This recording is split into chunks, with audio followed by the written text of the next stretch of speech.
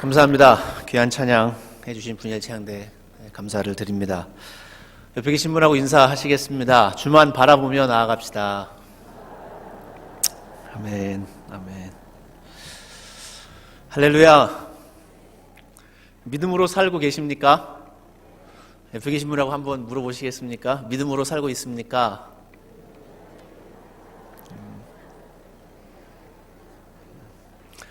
예, 오늘 말씀 통해서 믿음으로 산다는 것이 무엇인지를 다시 한번 우리가 점검하고 생각하는 시간 되기를 원합니다. 아브라함이 얻은 하나님의 의라는 제목으로 함께 말씀 나눌 텐데요.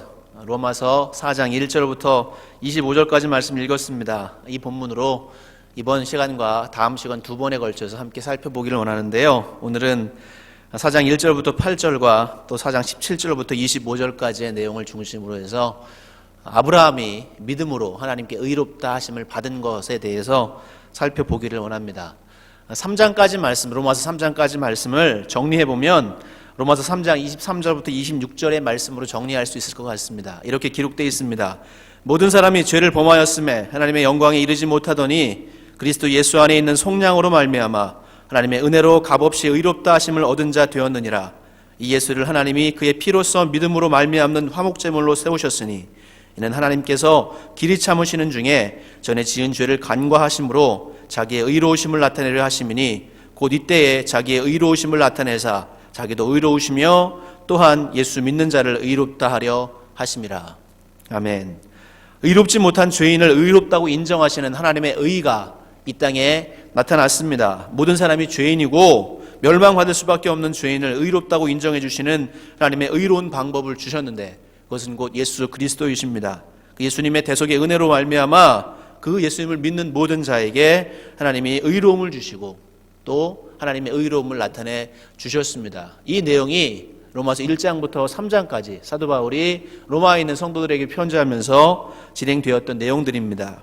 이제 4장으로 넘어와서 사도 바울은 아브라함이라는 인물을 세워서 예로 들어서 로마서 1장부터 3장까지의 내용을 다시 한번 확고하게 논증하고요, 입증하고 또 이스라엘의 아주 위대한 조상인 아브라함이라는 인물을 세워서 그 일들을 이루어가면서 1장부터 3장까지 했던 내용을 다시 한번 점검합니다. 사도 바울이 아브라함이라는 인물을 내세운 이유는 아브라함은 이스라엘이 가장 존경하는 그들의 조상이었습니다. 이스라엘 백성이 아브라함으로부터 시작되었고요. 또 한 가지는 아브라함은 의의 전형이었고요. 또 심지어 하나님의 특별한 벗이라고 랍비들에게 인정받고 존경받는 그런 인물이었습니다. 그래서 사도 바울은 이 아브라함을 통해서 하나님께서 이 땅에 주신 그 하나님의 의로운 방법, 하나님의 의롭다 하시는 방법을 우리에게 다시 한번 선포하고 말씀하고 있습니다. 4장의 구조를 살펴보면 4장 1절부터 8절까지가 아브라함은 행위가 아니라 믿음으로 의롭다 하심을 얻었다는 내용이고 9절부터 12절은 할례가 아니라 믿음으로 말미암아 의롭다 하심을 얻었다. 13절부터 17절 전반부까지는 율법이 아니라 믿음으로 의롭다 하심을 얻었다. 17절 후반부부터 22절까지는 아브라함이 믿음으로 의롭다 하심을 얻은 것에 대해서 구체적으로 설명하고 있고요. 23절부터 25절까지 그 아브라함의 믿음과 그 아브라함의 믿음을 따라가야 하는 우리의 믿음을 이야기해 주고 있습니다. 이렇게 진행되고 있는데 오늘 말씀드린 것처럼 1절부터 8절과 17절부터 25절까지의 말씀을 중심으로 함께 살펴보기를 원합니다. 1절 말씀 이렇게 기록되어져 있습니다. 그런즉 육신으로 우리 조상인 아브라함이 무엇을 얻었다 하리요. 아브라함은 유대인들이 그들의 조상으로 가장 추앙하는 인물이었습니다. 그리고 이 아브라함이 하나님께 어떻게 인정받고 있는지를 선포함으로써 이신칭의 믿음으로 말미암아 의롭다 하심을 얻는 이 복음, 이 교리를 더 확고하게 세워가고 있고 오늘 4장 말씀을 통해서 유대인들이 잘못 생각하는 잘못된 믿음에 대해서도 지적해주고 있습니다. 2절 말씀이 이렇게 기록되어져 있습니다. 만일 아브라함이 행위로서 의롭다 하심을 받았으면 자랑할 것이 있으려니와 하나님 앞에서는 없느니라.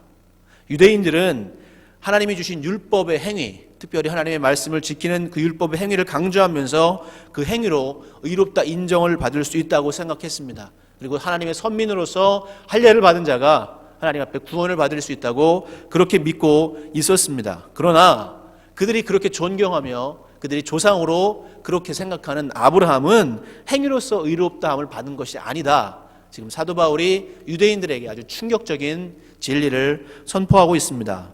하나님 앞에서 자랑할 것이 없습니다. 왜냐하면 자신의 공로로 의롭다고 인정받은 사람이 아니기 때문에 아브라함은 자신의 행위로 의롭다 인정받은 인물이 아니다.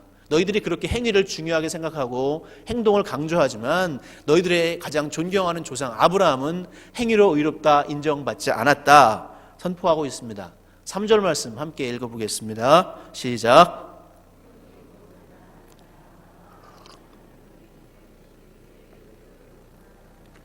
아멘.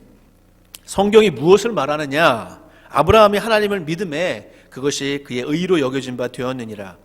이 말씀은 창세기 15장 6절 말씀을 인용해서 사도 바울이 기록하고 있습니다. 창세기 15장 6절에 이렇게 기록되어 있습니다. 아브라함이 여호와를 믿으니 여호와께서 이를 그의 의로 여기시고 라고 기록되어져 있습니다. 아브라함의 믿음을 보시고 하나님께서 그 믿음을 그의 의로 여겨주셨습니다. 아브라함은 그의 행위나 그의 노력이 아니라 하나님을 믿는 믿음으로 의롭다 인정을 받았습니다. 창세기 말씀에 이미 구약 성경에 그렇게 기록해 주고 있습니다. 4절과 5절 같이 한번 읽어보겠습니다. 시작. 그 삭시 은혜로 여겨지지 아니하고 보수로 여겨지거니와 이를 아니할지라도 경건하지 아니한 자를 의롭다 하시는 이를 믿는 자에게는 그의 믿음을 의로 여기시나니. 아멘. 아브라함이 행위가 아니라 믿음으로 의롭다함을 얻었다 이렇게 선포한 바울이 4절과 5절에서 2절을 대조시키면서 말하고 있습니다. 일의 대가로 삭스를 받는 사람은 그 일의 대가로 받는 그 삭스는 은혜가 아니라 보수이다. 보응이다. 은혜가 아니다. 자신의 행위나 노력, 공로로 의롭다고 인정받으려는 사람에게는 하나님의 은혜가 들어갈 자리가 없습니다. 자신이 할 수 있다고 믿고요. 자신이 노력해서 하나님께 의롭다고 인정받을 수 있다고 착각하고 믿기 때문에 그에게는 하나님의 은혜가 들어갈 자리가 없습니다. 그러나 5절 말씀처럼 일을 하지 않아도 죄인을 의롭다고 인정하시는 분, 그분이 곧 하나님이십니다. 이 죄인을 의롭다고 인정하시는 분을 믿는 사람은 그의 믿음을 의로움으로 인정해 주시는 줄 믿습니다. 이것이 은혜입니다. 내 노력, 내 어떤 나의 행동, 내가 가지고 있는 것, 이것으로 그것을 대가로 하나님께 의롭다 인정받는 것이 아니라 죄인을 의롭다고 인정해 주시는 그 하나님을 믿는 믿음으로, 그 믿음만으로 하나님께 의롭다고 인정받는 것, 이것은 우리의 노력이 아니라 하나님의 은혜로 주시는 그런 복인 줄 믿습니다. 우리도 그것을 누렸고 또 우리의 믿음의 조상인 아브라함도 그 은혜를 누렸다고 지금 사도 바울이 설명해 주고 있습니다. 7절과 8절 함께 읽어보겠습니다. 시작. 주께서 그 죄를 인정하지 아니하실 사람은 복이 있도다 함과 같으니라. 아멘. 여기에서는 시편 32편 1절과 2절 말씀을 사도 바울이 다시 한번 인용합니다. 시편 32편 1절과 2절은 다윗이 쓴 시입니다. 이렇게 기록되어져 있습니다. 허물의 사함을 받고 자신의 죄가 가려진 자는 복이 있도다. 마음에 간사함이 없고 여호와께 정죄를 당하지 아니하는 자는 복이 있도다. 아멘. 죄를 지은 사람에게 그 죄를 귀속시키지 않고 의롭지 못한 사람에게 의로움을 귀속시키시는 것, 이것이 하나님의 의의 법입니다. 이것이 은혜요, 이것이 복입니다. 허물을 사함받고 자신의 죄가 가려진 자는 복이 있다. 마음에 간사함이 없으며 하나님께 정죄당하지 않는다. 사도 바울은 그것을 죄를 인정하지 않는다. 주께서 그 죄를 인정하시지 않는 그런 사람은 복이 있다고 그렇게 기록해 주고 있습니다. 죄인인데 그 죄를 용서함 받고 하나님이 죄인이 아니라 의인으로 불러주시는 사람은 복된 사람이다. 그렇게 사도 바울은 다윗의 시편을 인용하면서 다시 한번 하나님의 은혜의 법, 하나님의 죄인을 의롭다고 인정하시는 법에 대해서 선포해 주고 있습니다. 이 하나님의 법은, 하나님의 의는 의롭지 못한 죄인을 의롭다고 인정하시는 하나님의 의로움이십니다. 저를 한번 따라해 보시겠습니까? 의롭지 못한 죄인을 의롭다고 인정하시는 하나님의 의로우심, 이것이 하나님의 의입니다. 예, 이제는 안 하셔도 되고요. 하나님의 의에 대해서는 제가 전 시간에 몇 번에 걸쳐서 말씀을 드린 적이 있습니다. 다시 한번 기억하시기 바랍니다. 하나님의 의는 의롭지 못한 죄인을 의롭다고 인정하시는 하나님의 의로우신 방법이요 하나님의 의로우심이십니다. 그 하나님의 의로 말미암아 저도 여러분도 죄인이지만 하나님께서 의롭다고 인정해 주신 줄 믿습니다. 지금 사도 바울은 우리의 믿음의 조상, 유대인들 너희들의 믿음의 조상인 아브라함도 또 너희들이 그렇게 존경하는 왕인 다윗도 이미 그 하나님의 의의 법을 경험했다라고 기록해 주고 있는 것입니다. 아브라함이 하나님을 믿으니 이것을 그의 의로 여기셨고 또 다윗도 시편 32편에서 죄의 사함을 받고 또 죄인으로 인정받지 않는 자는 복이 있다는 이 고백을 통해서 하나님의 의의 법을 경험했다, 이미 경험했다 이렇게 선포해 주고 있습니다. 그 이후에 두 단락에 걸쳐서 할례와 또 율법에 대한 이야기가 나오는데요. 이 부분은 구체적인 내용은 다음 시간에 함께 살펴보기를 원하는데 간단하게 살펴본다면 로마서 4장 9절 말씀 또 10절 말씀 함께 같이 읽어보기를 원합니다. 시작. 그런즉 그것이 어떻게 여겨졌느냐 할례시냐 무할례시냐 할례시가 아니요 무할례시니라. 아멘. 9절에서 아브라함에게는 믿음이 그의 의로 여겨졌다고 다시 한번 선포하는 사도 바울이 10절에서 하나님이 그렇게 의롭게 된 시점이 아브라함이 그렇게 의롭게 된 시점이 언제냐? 그것은 아브라함이 할례를 받은 다음이 아니라 할례를 받기 전이다. 이렇게 사도 바울이 강조하고 있습니다. 아브라함은 할례를 받기 전에 하나님께 의롭다고 인정함을 받았습니다. 아까 읽었던 창세기 15장 6절에 아브라함이 여호와를 믿으니 하나님께서 이를 그의 의로 여기셨다라고 기록해주고 있고요. 창세기 17장 10절에는 이렇게 기록하고 있습니다. 너희 중 남자는 다 할례를 받으라. 이것이 나와 너희와 너희 후손 사이에 지킬 내 언약이니라. 창세기 15장과 창세기 17장 사이에는 약 최소 14년간의 시간적인 차이가 있습니다. 지금 17장에서 아브라함에게 할례를 행하라고 할례를 받으라고 명령하실 때는 이미 아브라함이 이삭을 낳고 또 그의 후손들이 번창하는 그런 단계에 있었고요. 15장은 아브라함이 이삭을 얻지 못한 아직 무자한 그런 상태에서 하나님께 의롭다고 인정함을 받았습니다. 다시 말하면 아브라함은 할례 때문에 의롭게 된 것이 아니라 아브라함은 하나님을 믿는 믿음으로 의롭게 되었고 그 의로움의 징표로 할례를 받은 것이다. 11절에 기록하고 있습니다. 그가 할례의 표를 받은 것은 무할례 시의 믿음으로 된 의를 인치인 것이다. 이렇게 기록해 주고 있습니다. 아브라함이 할례 때문에 의롭게 된 것이 아니라 믿음으로 의롭게 되었다. 그 다음에 또다시 로마서 4장 13절부터는 율법에 대한 이야기가 나오는데요. 13절에 이렇게 기록되어 있습니다. 아브라함이나 그 후손에게 세상의 상속자가 되리라고 하신 언약은 율법으로 말미암은 것이 아니요 오직 믿음의 의로 말미암은 것이니라. 아멘. 아브라함은 할례로도 의롭다고 인정받은 것이 아니고 또한 율법으로도 의롭다고 인정받은 것이 아니다. 지금 사도 바울이 선포하고 있습니다. 율법은 아브라함이 죽은 이후에 약 500년 후에 하나님이 모세를 통해서 유대인들에게 이스라엘 백성들에게 주셨던 하나님의 계시였습니다. 아브라함 때는 율법이라는 것이 없었습니다. 근데 하나님은 아브라함에게 그의 믿음을 보시고 그를 의롭다고 인정해 주셨습니다. 따라서 아브라함이 율법으로 말미암아 의롭다고 인정받은 것이 아니라 아브라함은 여호와를 믿는 믿음으로 의롭다고 인정받았다. 지금 사도 바울이 그렇게 로마에 있는 성도들에게 또 유대인들에게 편지하고 있습니다. 정리하면 유대인들의 조상인 아브라함은 유대인들이 그렇게 목숨을 걸고 그렇게 지키려고 하는 율법, 그렇게 소중하게 여기는 할례, 그것으로 의롭다고 인정받고 구원받은 것이 아니라 오직 하나님을 믿는 믿음으로 그 믿음이 그의 의로 인정함을 받았습니다. 사도 바울은 이것을 일깨워주고 있고 유대인들의 잘못된 믿음을 지적해주고 있는 것입니다. 이렇게 세 단락에 걸쳐서 하나님이 아브라함이 행위로도 아니요 또 율법으로도 아니요 할례로도 아닌 아브라함이 믿음으로 의롭다고 인정함을 받았다는 내용을 이제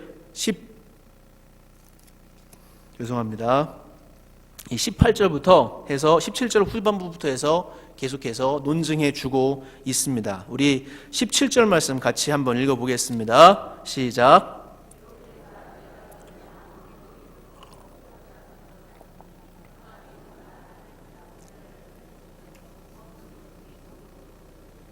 아멘. 아브라함이 할례도 아니고 행위도 아니고 율법도 아니고 믿음으로 의롭다 인정함을 받았다면, 그러면 아브라함이 여호와를 믿었던 그 믿음은 구체적으로 어떤 것인가? 이런 의문이 이 로마서를 읽는 독자들에게 생길 것입니다.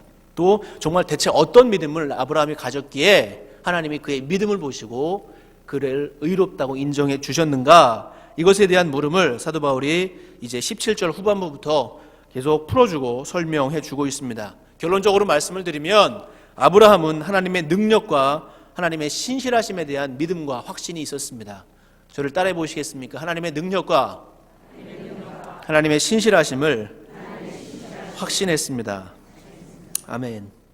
아브라함의 믿음의 기초를 이루었던 것은 이러한 하나님의 두 가지 속성이었습니다. 하나님이 전능하심과 또 하나님이 철저하게 신실하시고 선하시다는 그 사실을 아브라함은 믿었습니다. 17절 후반부에 우리가 읽었는데 이렇게 기록되어져 있습니다. 그가 믿은 바 하나님은 죽은 자를 살리시며 없는 것을 있는 것으로 부르시는 이시니라. 아멘. 두 가지를 여기서 설명해 주고 있는데요. 죽은 자를 살려내시는 능력, 그가 죽은 자를 살리신다. 이것은 곧 부활의 능력입니다. 사도 아브라함이 이것을 믿었다고 사도 바울은 이야기해 주고 있고요. 또 한 가지, 없는 것을 있는 것으로 부르시는 이, 없는 것을 있는 것으로 부르신다는 얘기는 없는 것을 생겨나게 하신다는 뜻입니다. 그것은 다시 말하면 창조의 능력을 의미합니다. 하나님은 죽은 자를 살려내시는 부활의 하나님이요, 하나님은 없는 것에서 있는 것으로 만들어내는 창조의 하나님, 전능하신 하나님임을 지금 사도 바울이 17절 후반부에서 아브라함이 그것을 믿었다고 그렇게 선포해 주고 있습니다. 우리의 삶에 있어서 두려운 것이 많이 있겠지만 궁극적으로 우리의 삶의 두려움은 두 가지로 정의해 볼 수 있으리라 생각이 됩니다. 인간들이 두려워하는 것 중에 한 가지는 죽음입니다. 그리고 또 사람들이 두려워하는 것들의 한 가지는 없어지는 것, 없는 것, 없음에 대한 두려움이 있습니다.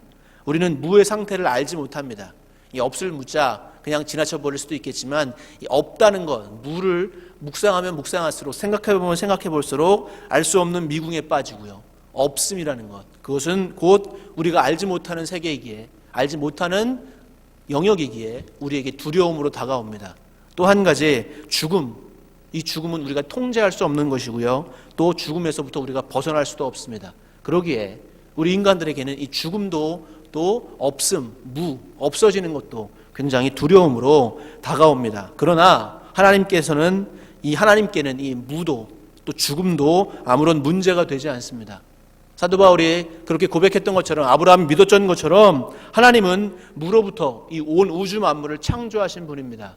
믿으십니까? 태초에 하나님이 천지를 창조하시니라 창세기 1장 1절 가장 첫 절에 기록해 주고 있습니다. 이 창조의 믿음, 창조의 신앙이 없으면 우리가 지금 이 자리에 앉아 있을 수도 없고 우리가 믿는 예수 그리스도도 헛것이 될 것입니다. 그러나 하나님이 온 우주 만물을 창조하신 전능하신 분이고 그 창조의 능력으로 우리를 붙들어 주시는 분이라는 사실을 믿고 있기에 우리가 이 자리에 나와 있는 줄 믿습니다. 또 한 가지, 죽음으로부터 예수 그리스도를 살려내셨습니다. 그리고 그 부활의 능력을 우리에게도 허락해 주셨습니다. 믿으십니까? 이렇게 하나님은 전능하신 분이요, 능력의 하나님이십니다. 이 창조와 부활은 하나님의 능력, 하나님의 전능하심을 보여주는 아주 중요한 두 가지 예입니다. 두 가지 요소입니다. 생명을 다시 살려내시는 능력과 모든 우주 만물을 없는 것에서 만들어내시고 있게 하시는 그 창조의 능력자, 그분이 하나님이시고 아브라함은 그 하나님의 능력을 믿었다고 사도 바울은 그의 서신 로마서에서 강력하게 선포하고 있습니다. 20절, 21절 말씀 함께 읽어보겠습니다. 함께 읽습니다. 시작.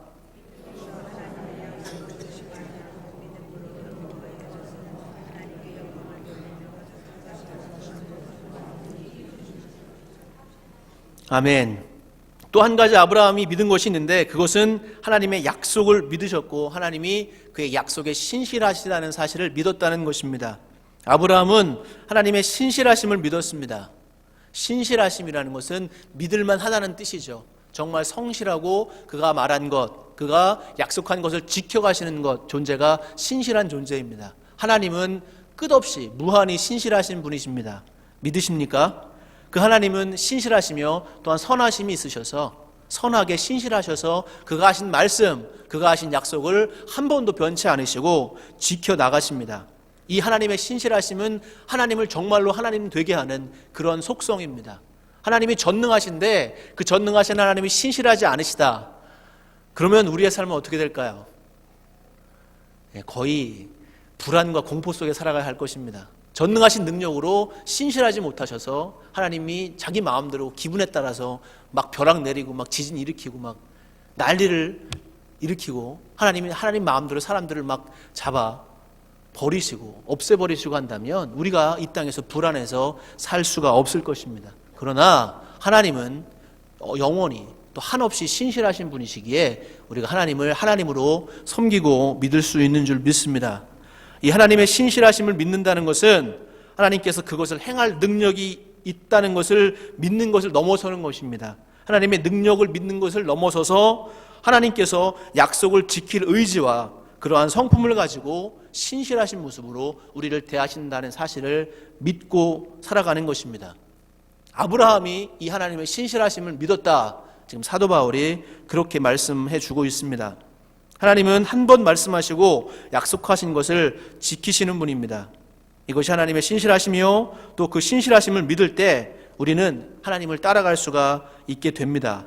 아브라함은 하나님이 신실하신 분임을 믿었고요, 그분께서 반드시 그 약속을 지키시는 분임을 믿었습니다. 하나님이 선하신 분임도 하나님이 신실하신 분임도 믿고 걸어가는 아브라함의 모습을 우리가 볼 수 있습니다. 그래서 22절에서 기록해 주고 있습니다. 함께 읽습니다. 시작. 그러므로 그것이 그에게 의로 여겨졌느니라. 아멘. 아브라함이 하나님을 믿었는데 구체적으로 무엇을 믿었는가? 하나님의 전능하심, 하나님이 창조자이시며 하나님이 다시 생명을 살리시는 부활의 능력이 있으신 분임을 믿었고요. 또 한 가지, 하나님이 온전하게 신실하시고 선하신 분이라는 사실을 아브라함은 믿었습니다. 그래서 그 믿음으로 말미암아 아브라함은 하나님께로부터 의인이라 그렇게 인정함을 받았습니다. 우리가 생각할 때 이 믿음에 대해서 조금 더 살펴보기를 원하는데요, 이 믿음은 어떠한 비현실적이고 비이성적이고 비합리적인 그런 영역이 아닙니다. 믿음은 현실 도피적인 것이 아닙니다. 많은 사람들이 믿음에 대해서 굉장히 불합리하고 굉장히 기적과 사람의 생각을 뛰어넘는 아주 어마어마한 이런 것들만을 생각하면서 우리 현실과는 동떨어진 삶으로 그렇게 치부해 버리는 경향이 많이 있는데, 우리가 가지고 있는 이 믿음은 그렇게 현실 도피적인 것도 비이성적인 것도 아닙니다. 믿음이라고 말할 때 그 믿음의 대상이 무엇이냐에 따라서 그 믿음의 질이 결정됩니다. 우리가 믿는 하나님은 지극히 합리적이시고 지극히 이성적이시고 최고로 하나님은 지성적이신 분이십니다. 믿으십니까? 비이성적이시고 비지성적인 분이 아니라 하나님이 지성적이시고 하나님이 최고로 이성적인 분이시고 하나님이 최고로 합리적이며 질서의 하나님이시기에 우리가 믿고 있는 믿음도 이성적이 되어야 하고 지성적이 되어야 하고 또 합리적이 되어야 합니다. 그렇게 우리 믿음도 그렇게 하나님의 성품을 따라서 걸어가야 할 줄 믿습니다. 무조건 맹목적으로 믿어라. 그리고 내가 다가온 이 현실, 어려움, 고통 이런 것들을 도피하기 위해서 그냥 그저 맹목적으로 어디에 몰입하는 그런 카타르시스를 경험하기 위한 그런 믿음이 아니라 하나님이 우리에게 주신 하나님의 성품대로 그렇게 우리가 믿음을 지켜나가야 할 줄 믿습니다. 다시 말하면 철저한 현실 파악이 우리의 삶 가운데 있어야 합니다. 내 현실 앞에서 문제가 무엇이고 내 상황이 어떻고 내 앞에 어떤 일들이 벌어지고 있는가를 정확하게 진단할 수 있어야 하고, 그 진단하고 문제와 모든 것들을 파악한 이후에 그 모든 문제들 위에서 역사하시는 하나님의 전능하심과 하나님의 신실하심을 믿어야 하는 것입니다. 믿으십니까? 이것이 아브라함이 가졌던 믿음이었습니다. 아브라함은 바보가 아니었고요, 아브라함은 비지성적인 사람이 아니었습니다. 지금부터 4가지로 말씀을 찾아보며 아브라함이 어떻게 하나님께 믿음을 보여드렸는가를 살펴볼 것인데, 잘 생각하시면서 함께 살펴보실 것은 아브라함이 맹목적으로 그저 아브라함이 아무런 생각 없이 하나님을 따라갔던 것이 아니었다는 것을 오늘 말씀을 통해서 살펴보기를 원합니다. 창세기 12장 1절부터 4절 이렇게 기록되어져 있습니다. 여호와께서 아브라함에게 이르시되 너는 너의 고향과 친척과 아버지의 집을 떠나 내가 내게 보여줄 땅으로 가라. 내가 너로 큰 민족을 이루고 내게 복을 주어 내 이름을 창대하게 하리니 너는 복이 될지라. 너를 축복하는 자에게는 내가 복을 내리고 너를 저주하는 자에게는 내가 저주하리니 땅의 모든 족속이 너로 말미암아 복을 얻을 것이라 하신지라. 이에 아브라함이 여호와의 말씀을 따라갔고 롯도 그와 함께 갔으며 아브라함이 하란을 떠날 때에 75세였더라. 아멘. 하나님께서 아브라함을 처음 부르시는 장면입니다. 아브라함아, 너의 본토와 친척과 아비집을 떠나라. 그리고 내가 내게 지시할 땅으로 가라 라고 명령하셨습니다. 아브라함이 이때 하나님에 대한 신실하심을 믿지 못했다면 아브라함이 4절 말씀처럼 여호와의 말씀을 따라 갈 수가 없었을 것입니다. 하나님이 아브라함에게 약속하셨습니다. 너로 큰 민족을 이루고 너가 복의 통로가 되고 너로 말미암아 모든 족속이 복을 받게 할 것이다 라는 하나님의 약속의 말씀을 아브라함이 믿지 못했다면 아브라함은 결코 하나님의 말씀을 따라 움직이지 못했을 것입니다. 아브라함은 이 구절에서 하나님의 신실하심을 믿었고요. 또 하나님이 그렇게 하나님의 약속을 지키실 수 있는 능력이 있으시다는 사실을 믿었습니다. 아브라함이 몰랐겠습니까? 그가 자기가 지금 정착하고 있는 땅을 떠나면 어떤 어려움이 있을지, 어떤 일들을 만날지 몰라서 떠난 것이 아니라 그 모든 것들을 알매도 불구하고 그 모든 상황을 이겨내시는, 모든 상황 위에서 역사하시는 하나님의 신실하심과 하나님의 능력을 믿었기에 떠난 줄 믿습니다. 히브리서 기자는 이렇게 그 구절에 대해서 해석해주고 있습니다. 11장 8절에 믿음으로 아브라함은 부르심을 받았을 때 순종하여 장래 유업으로 받을 땅에 나아갈새 갈 바를 알지 못하고 나아갔으며, 갈 바를 알지 못하고 어디로 가야 할지 알려주시지도 않은 상황에서 하나님의 신실하심을 믿고 아브라함은 그의 장막터를, 그의 삶의 자리를 옮겨 나갔습니다. 창세기 13장 14절부터 18절은 이렇게 기록하고 있습니다. 롯이 아브라함을 떠난 후에 여호와께서 아브라함에게 이르시되 너는 눈을 들어 너 있는 곳에서 북쪽과 남쪽 그리고 동쪽과 서쪽을 바라보라. 보이는 땅을 내가 너와 내 자손에게 주리니 영원히 이르리라. 내가 내 자손이 땅에 티끌 같게 하리니 사람이 땅에 티끌을 능히 셀 수 있을진데 내 자손도 세리라. 너는 일어나 그 땅을 종과 횡으로 두루 다녀보라. 내가 그것을 내게 주리라. 이에 아브라함이 장막을 옮겨 헤브론에 있는 마므레 상수리 숲으로 이르러 거주하며 거기서 여호와를 위하여 제단을 쌓았더라. 아멘. 롯과 아브라함이 헤어진 이후에 아브라함에게 하나님께서 땅에 대한 약속을 말씀해 주고 계십니다. 그 말씀을 듣고 약속의 말씀을 들은 아브라함은 이제 그가 헤브론으로 장막터를 옮겨서 거기서 제단을 쌓습니다. 제단을 쌓는다는 얘기는 하나님께 예비한다는 뜻이고 하나님이 말씀하신 그 약속을 내가 믿겠습니다 라는 결단이 담겨져 있는 제단이요 제사였습니다. 아브라함은 이렇게 하나님이 약속하신 땅, 하나님이 약속하신 지경에 대한 하나님의 신실하신 약속을 믿고 그 믿음대로 그 하나님 앞에 예배를 올려드리고 있습니다.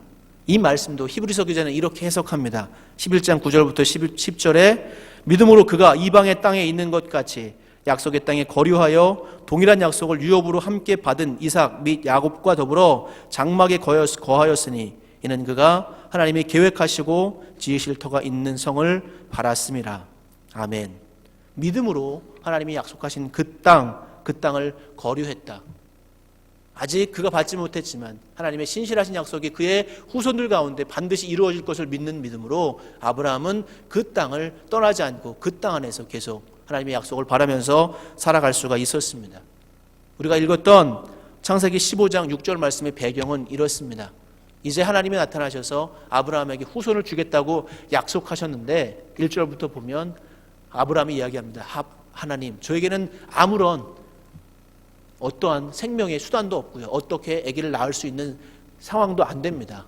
그저 내가 집에서 길리운 이 종을 나의 상속자로 세우기를 원합니다. 엘리에셀이라는 사람을 상속자로 세우기를 원합니다. 아브라함이 또 이르되 주께서 내게 씨를 주지 아니하셨으니 내 집에서 길린 자가 내 상속자가 될 것이니이다. 여호와의 말씀이 그에게 임하여 이르시되 그 사람이 내 상속자가 아니라 내 몸에서 날 자가 내 상속자가 되리라 하시고 그를 이끌고 밖으로 나가 이르시되 하늘을 우러러 뭇별을 셀 수 있나 보라. 또 그에게 이르시되 내 자손이 이와 같으리라. 아브라함이 여호와를 믿으니 여호와께서 이를 그의 의로 여기시고. 이렇게 15장 1절부터 6절 말씀이, 창세기 말씀이 기록되어져 있습니다. 지금 눈에 보이는 것은 아무것도 없고 자손도 없고 어떻게 아내 사라가 잉태할 수 있는 기미도 보이지 않고 다 단절하고 끊어져 버렸는데, 하나님은 거기에 대고 후손을 약속하시고 하늘의 별처럼 많아질 것을 약속하셨습니다. 이런 상황 가운데, 이런 현실 가운데, 이런 안타까운 현실 가운데도 아브라함은 하나님을 신뢰했습니다. 우리가 읽었던 로마서 4장 18절 말씀에 이렇게 기록되어져 있습니다. 아브라함이 바랄 수 없는 중에 바라고 믿었으니 이는 내 후손이 이와 같으리라 하신 말씀대로 많은 민족의 조상이 되게 하려 하심이라. 그가 100세나 되어 자기 몸이 죽은 것 같고 사라의 태가 죽은 것 같음을 알고도 믿음이 약하여지지 아니하고. 아멘. 아브라함은 알았습니다. 태가 이미 자기의 생명 속에서도, 자기 속에서도, 아내인 사라의 속에서도 어떻게 생명을 잉태할 수 없다는 것을 알았음에도 불구하고 하나님의 약속의 말씀을 결코 포기하지 않고 하나님의 신실하심과 하나님이 생명을 주시는 분, 부활의 은혜를 주시는 분이라는 사실을 믿었기에 하나님께서 그 믿음대로 아브라함에게 이삭을 주신 줄 믿습니다. 창세기 22장에는 이삭을 바치라는 내용이 나오죠. 하나님이 이삭을 바쳐라, 모리아 산으로 데리고 가서 바쳐라. 아브라함이 많은 고민을 했겠지만 하나님의 말씀에 순종해서 그 이삭을 모리아 산에서 바치려고 할 때 하나님께서 그의 손을 거두시고 이삭을 다시 건져내십니다. 히브리서 11장 17절부터 19절에 이렇게 해석해 주고 있습니다. 아브라함은 시험을 받을 때 믿음으로 이삭을 드렸으니 그는 약속을 받은 자로 돼 그의 외아들을 드렸느니라. 그에게 이미 말씀하시기를 내 자손이라 칭할 자는 이삭으로 말미암으리라 하셨으니 그가 하나님이 능히 이삭을 죽은 자 가운데서 다시 살리실 줄로 생각한지라. 비유컨대 그를 죽은 자 가운데서 도로 받은 것이니라. 아멘. 아브라함은 이렇게 믿었다는 것입니다. 내가 내 아들 이삭을 생명을 끊어서 죽여서 번제로 하나님께 드리면 하나님이 전능하시기에, 하나님 부활의 하나님이시기에 내가 죽인 아들을 다시 살려낼 것이다. 왜냐하면 하나님은 이 아들 이삭을 통해서 그의 후손이 번창하게 할 것을 약속하셨기 때문에 그 약속의 하나님, 신실하신 하나님이 그 약속을 저버리시지 않으시고 또 그 하나님은 전능하시기에 내가 내 아들 이삭을 하나님의 명령을 따라 바치면 하나님이 다시 그를 살려내시고 하나님의 약속을 이루어갈 것이라는 그 믿음으로 이삭을 바쳤다는 것입니다. 아브라함은 하나님의 전능하심과 하나님의 신실하심을 믿고 또 그 믿음대로 살아갔습니다. 우리의 삶은 어떤지 돌아보기를 원합니다. 아브라함은 이렇게 믿음으로 의롭다함을 얻었습니다. 여러분들과 저는 하나님을 믿고 계십니까? 다시 한번 옆에 계신 분하고 물어보시겠습니까? 하나님 믿고 계십니까? 그럼 여러분들께서 믿고 계시는 그 믿음의 정체가 무엇입니까? 이것을 명확하게 우리가 알아야 합니다. 그저 맹목적으로 옆집 사람이 가자고 하니까 와가지고 그냥 앉아 있는 건지, 그저 내 아들 사업하는데 사업 잘 되길 바라는 그런 기복적인 신앙으로 와서 앉아 계신 건지, 아니면 정말로 내 어떤 다른 목적을 가지고 이 자리에 앉아 계신 건지 돌아봐야 합니다. 하나님의 능력을 정말 의지하고 계십니까? 아니면 여러분들 물질을 의지하고 계십니까?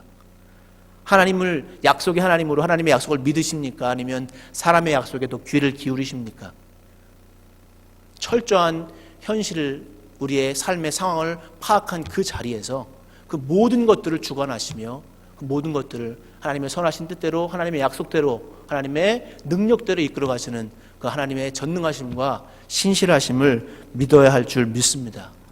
아브라함이 가졌던 믿음이 오늘 우리가 가져야 할 믿음이고 본받아야 할 믿음입니다. 그래서 맨 마지막 절 23절부터 25절 이렇게 기록되어 있죠. 같이 읽어보겠습니다. 시작.